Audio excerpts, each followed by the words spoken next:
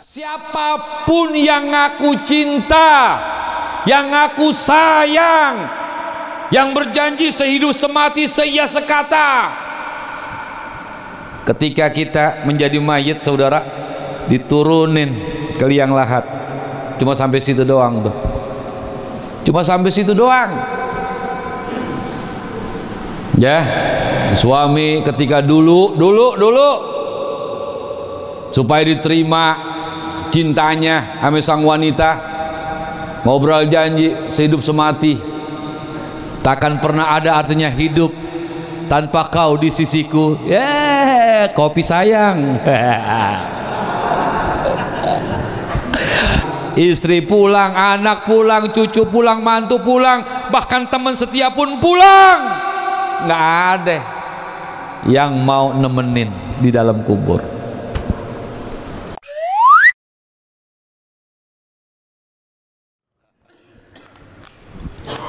Assalamualaikum warahmatullahi wabarakatuh. Waalaikumsalam warahmatullahi wabarakatuh. Bismillah walhamdulillah, wassalatu wassalam ala sayyidina Rasulillah Muhammad ibni Abdullah wa ala alihi wa sahbihi wa man walah. La hawla wa la quwwata illa billah, amma ba'. Kehadapan para guru-guru kita yang mulia, terutama guru kita Al-Ustadz Taufik Hidayat SPDI, Al-Ustadz Ahmad, Al-Ustadz Kiai Haji Sunaryanto MA, Al-Ustadz Kiai Haji Zakaria Abdul Matin, Al-Ustadz Abdul Munir, begitu pula Amil Nahrawi, dan seluruh para orang tua, para hujjaj, hadirin jamaah sekalian yang dimuliakan oleh Allah. Alhamdulillah, puji dan syukur selalu kita panjatkan ke hadrat Allah. Malam hari ini kita semua dengan izinnya kembali hadir di majlis silaturrahim, majlis yang insya Allah kita memohon kepada Allah agar semua kita yang hadir selalu berada di dalam rahmat dan ampunannya. Majlis yang kita senantiasa berharap setiap doa dan munajat kita selalu diijabah oleh Allah Subhanahu wa ta'ala. Hadirin jemaah sekalian, setelah kita bersyukur kepada Allah, selalu kita iringi syukur kita dengan salawat dan salam kepada baginda Nabiyina Muhammad sallallahu alaihi wa alihi wasallam. Hadirin ma'asyiral muslimin, jamaah sekalian yang dimuliakan oleh Allah, di antara ciri orang-orang yang bertakwa itu adalah sebagaimana Allah terangkan di dalam surah Al-Baqarah ayat yang kedua, yaitu alladzina yu'minuna bil ghaibi wa yuqimunas salata wa mimma razaqnahum yunfiqun walladzina yu'minuna bima unzila ilaika wa ma unzila min qablik wa bil akhiratihum yuqinun. Kita ambil satu dari beberapa ciri yang Allah jelaskan dalam ayat yang tadi saya bacakan, bahwa orang-orang yang bertakwa itu yang pertama adalah alladzina yu'minuna bil ghaibi, yakni beriman, percaya dan membenarkan akan yang gaib. Saudara, makanya ketika kemarin-kemarin pandemi begitu kencangnya, bagi orang yang beriman dalam kondisi apapun, maka dia tidak akan pernah buruk sangka. Dia akan selalu paham dan mengerti apapun yang dia hadapi semuanya pasti ada hikmah. Maka dalam kesempatan yang berbahagia ini, apa yang bisa kita ambil hikmahnya ketika hampir mungkin juga sudah 2 tahun di mana kita mengalami masa pandemi ini, saudara. Hikmahnya itu adalah, saudara, hendaknya keimanan kita kepada yang gaib semakin mantap. Kenapa? Karena ketika kita berada di masa-masa pandemi, kita begitu sangat ketat memperisai diri kita agar kita jangan sampai menjadi orang yang terpapar, ya, sehingga kita melaksanakan tuh yang namanya 3M, bahkan belakangan tambah 2 jadi berapa? 5M, ya. Padahal saudara, orang yang mau ke masjid itu, Masya Allah, bukan 3-5M lagi, insya Allah udah bersih, ya. Orang mau ke masjid, apalagi yang sudah wudhu dari rumah, insya Allah orang yang sudah bersih, ya. Apalagi kalau mau pergi hari Jumat, sholat Jumat, luar biasa bersihnya, saudara. Bukan hanya dia wudhu, dia mandi untuk sholat Jumat. Bahkan sebelumnya dia mandi juga, mandi junub, ya, paham dah. Nah, hadirin jemaah sekalian, sehingga orang ketika ingin selamat supaya tidak terpapar, maka tadi dia pakai masker, bahkan kemana-mana bawa yang namanya hand sanitizer, bahkan saudara, kita harus melakukan physical distancing, jaga jarak, ya. Ketika kita tanya, Pak, kenapa Bapak pakai masker? Oh, ini bagian daripada tawakal kita. Betul. Yang jadi pertanyaan, kenapa Bapak pakai masker? Supaya seandai kata di hadapan kita ada orang yang terpapar, kita selamat dari cairan-cairan yang mungkin keluar dari mulut ataupun dari hidung. Enggak, yang jadi permasalahan, kenapa Bapak begitu sangat ketat mencuci tangan, memakai masker, menjaga jarak? Karena saya takut. Takut apa? Takut terpapar dengan virus. Oh, begitu. Baik. Yang jadi pertanyaan, Bapak takut sama virus? Iya. Percaya adanya virus? Iya. Pernah lihat zat atau bentuk itu virus? Enggak pernah. Tapi percaya? Iya, percaya. Nah, tadi saya bilang hikmah terbesar harus kita ambil ya tadi, kalau kepada virus yang kita percaya akan adanya meskipun kita belum pernah melihat. Terhadap yang gaib, perkara-perkara akidah harus kita lebih percaya lagi, saudara. Sama seperti saat ini, ruangan ini sejuk. Kenapa sejuk? Karena adanya kipas angin ataupun AC. Kipas angin, karena banyak angin kita rasakan jadi sejuk, saudara. Yakin adanya angin? Yakin? Yakin. Dari mana yakinnya? Ini ada yang menggigil, ya, ada yang kedinginan, ada yang merasa sejuk lah. Nah, ketika kita tanya, Anda yakin adanya angin? Iya.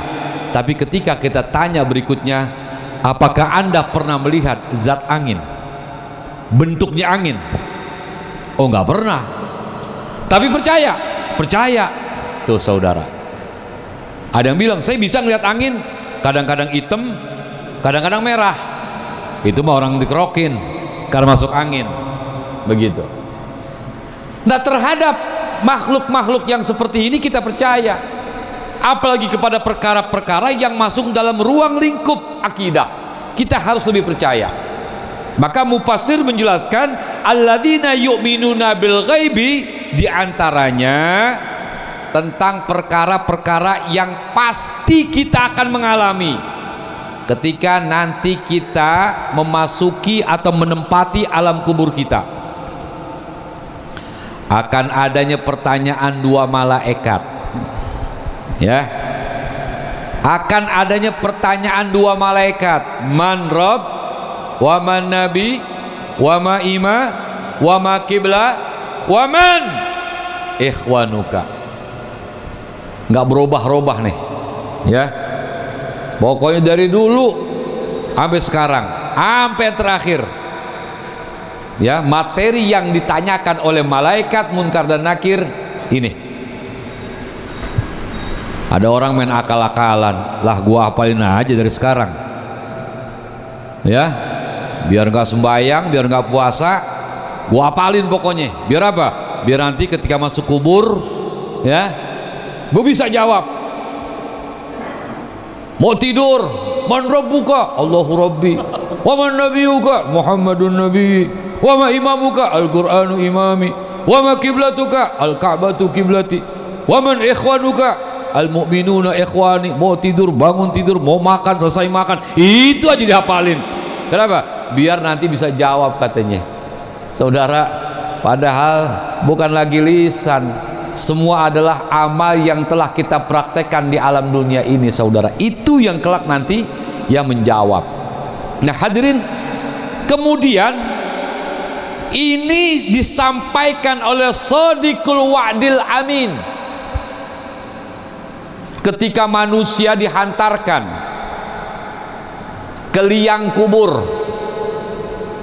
oleh sanak famili, handai tolan, kawan dan teman. Ada yang sedih, duka cita mendalam, ya, saudara, semua mengantar. Bahkan siapapun orangnya, ketika telah menjadi mayit, maka akan selalu diiringi oleh 3 orang, oleh 3 perkara. Yang pertama, keluarga, ya, kemudian harta, ya, lalu yang ketiga amal. Yatba'ul mayyita salasun, ahlu wa malu wa amalu, fayarji usnan wa yabqa wahid, fayarji ahlu wa malu wa yabqa amalu. 3 nganter nih, keluarga, anak, cucu, menantu, bahkan tetangga, sahabat, karib, semuanya nganter. Hatta mantan nganter juga, saudara. Ya, ya mungkin mantan RW, mantan lurah begitu, Mil, ngomong udah, ya, nganter. Wa malu, harta, ya punya mobil, nganter. yang punya motor nganter. Begitu pula amal, baik amalnya amal soleh ataupun amal salah, nyertain. Tapi sayang, yang dua pulang, ya, yang pulang keluarga, anak, temen, siapa lagi? Ya, siapapun yang ngaku cinta, yang ngaku sayang, yang berjanji sehidup semati seia sekata, ketika kita menjadi mayit saudara, diturunin ke liang lahat, cuma sampai situ doang tuh, cuma sampai situ doang. Ya, suami ketika dulu supaya diterima cintanya sama sang wanita, ngobrol janji sehidup semati, takkan pernah ada artinya hidup tanpa kau di sisiku. Kopi sayang. Ada yang ketiduran tadi saudara. Ya, hadirin jemaah sekalian, anak yang kita bela-belain, biaya yang gak sedikit supaya dia bisa menuntut ilmu,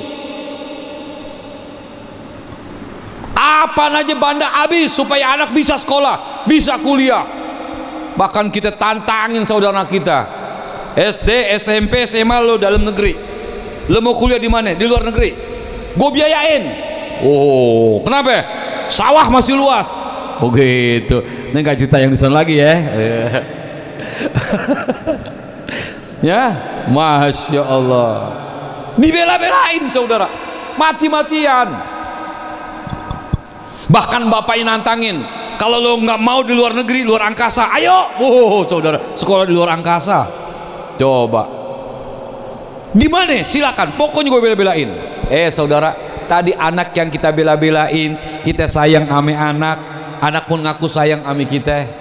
Tadi saudara pulang mudah, istri pulang, anak pulang, cucu pulang, mantu pulang, bahkan teman setia pun pulang.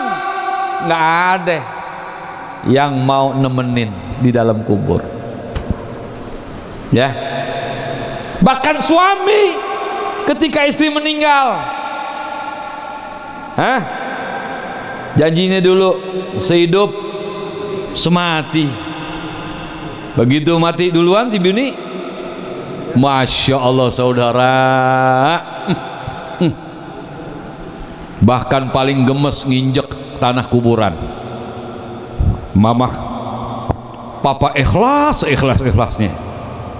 Pokoknya papa doain biar mama tenang di alam bakah. Mama nggak perlu kembali lagi. Begitu saudara. Hadirin jemaah sekalian, begitu pula istri yang sayang sama kita, ketika kita terbujur kaku, kita meninggal diturunkan ke liang lahat, sama. Ya, sama. Cukup sampai ketika kita diuruk, pulang semua. Harta, mobil pulang, kendaraan yang kita pakai pulang.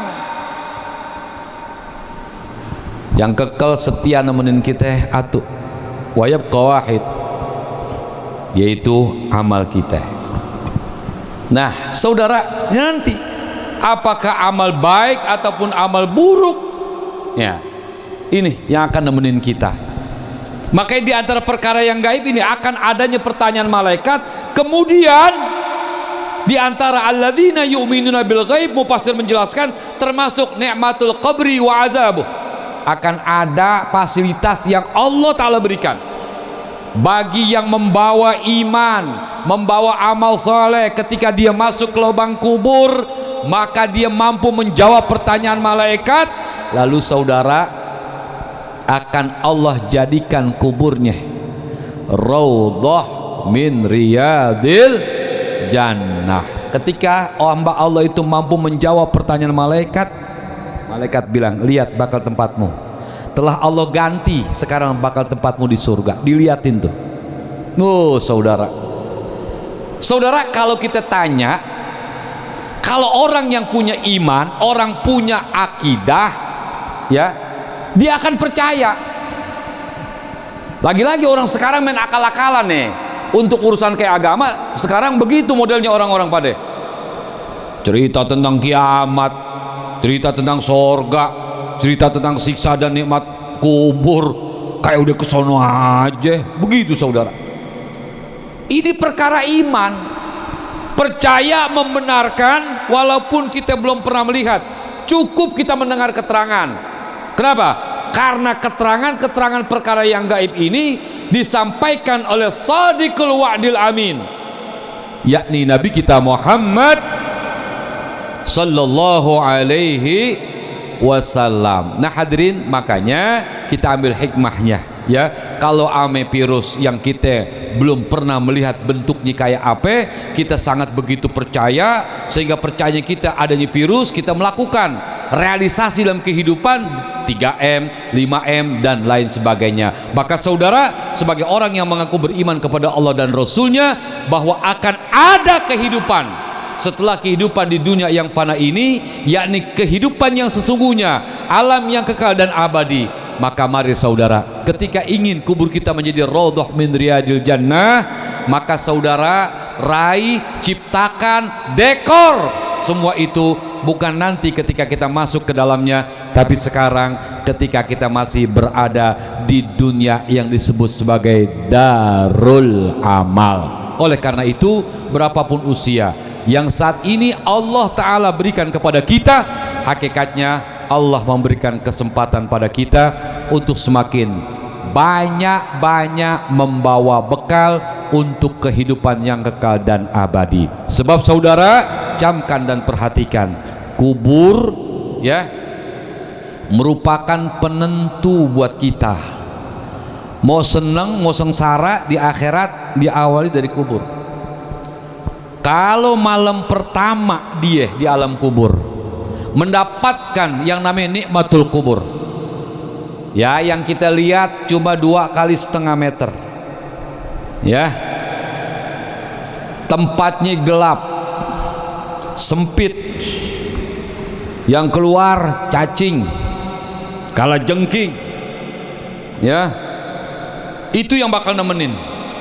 Tapi tadi karena orang-orang yang senantiasa mengopeni segala perintah Allah dan Rasulnya, maka Allah akan jaga, Allah akan layani dia ketika masuk ke dalam kubur. Saudara yang dimuliakan oleh Allah, maka tadi semua dengan izin Allah, karena amalnya sudah dia lakukan di alam dunia, maka tempatnya yang sempit menjadi tempat yang luas, tempatnya yang gelap karena dia punya amal, maka diterangkan dengan amalnya tersebut. Nah hadirin, inilah perkara yang gaib yang harus kita imani ya, bahwa akan ada yang namanya kehidupan setelah kehidupan di dunia ini. Bahkan itulah kehidupan yang kekal dan abadi. Ingin senang kita, ingin selamat kita, dan ketika kita peroleh keselamatan itu, itulah keselamatan dan kesenangan yang abadi kelak di akhirat. Sengsara kita, maka itulah kesengsaraan yang abadi pula. Maka jangan sampai hidup di dunia ini, maaf, sampai kita mau menukar kesenangan yang sementara di dunia ini dengan kesenangan yang abadi kelak di akhirat. Dengan apa?